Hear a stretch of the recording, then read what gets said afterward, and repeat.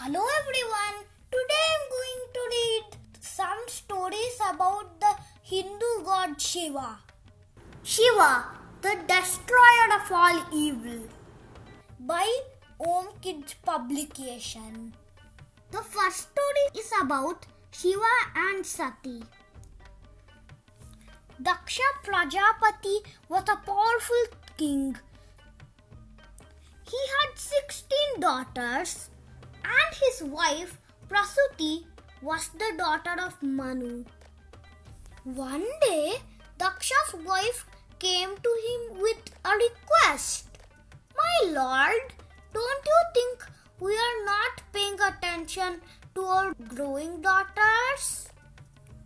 They are of marriageable age, and we have not found a worthy husband for even one of them," she said. Daksha had already made up his mind. "I will give 13 of my daughters in marriage to Dharma. The 14th one will wed Agni, the god of fire, and the 15th will wed the Pitris," he announced. "Then that leaves Sati, our youngest daughter," said Prasuti. "Does Sati like anyone?" asked Daksha. "I am not sure. She is very different in her ways. When all of our other daughters are playing, she sits in front of Shiva's idol and worships him," replied Prasuti.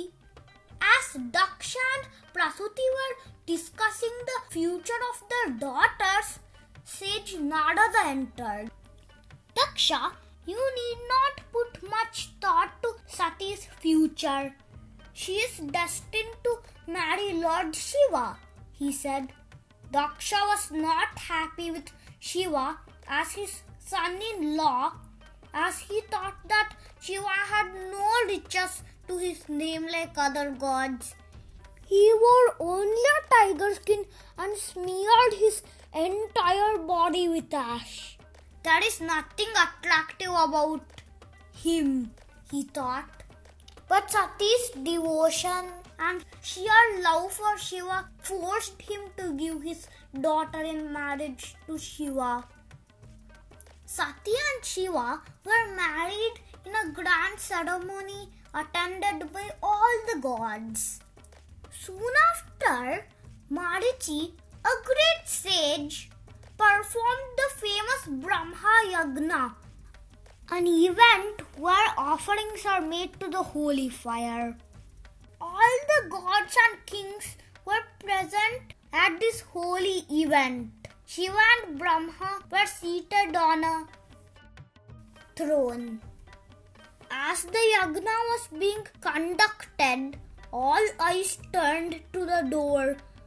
Daksha had made a grand entrance. Everyone present at the event stood up in respect to Daksha.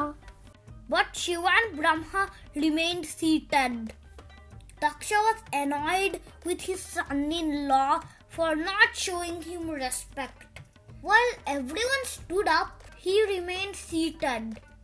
"He thinks he is superior to me," thought Daksha. "I will now perform a yagna even bigger than this and insult him by not inviting him," he decided. Daksha performed the yagna to which only Shiva was not invited, but Sati desired to attend it. "My lord, I would like to attend my father's yagna, and I think you should also come with me," she told Shiva. "Sati, your father thinks that I insulted him by not standing up at Marichi's yagna.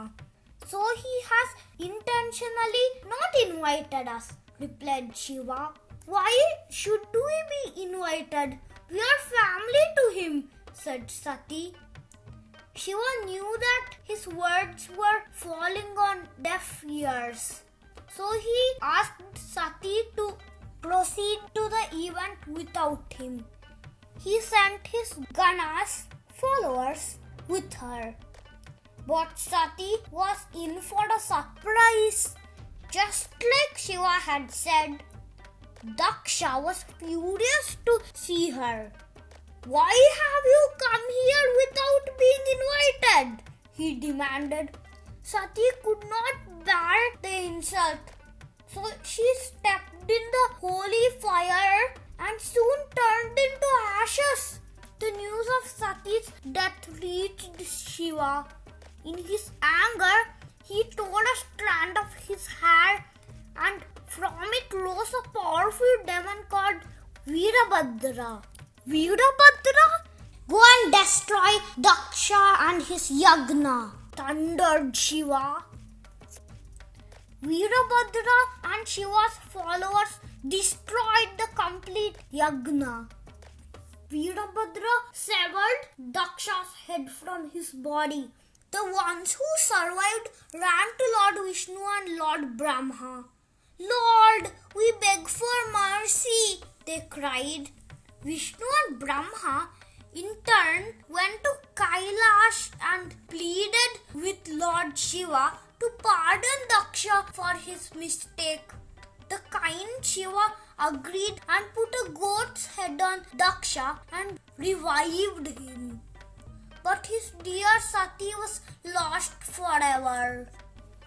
The second story is about Shiva and Parvati.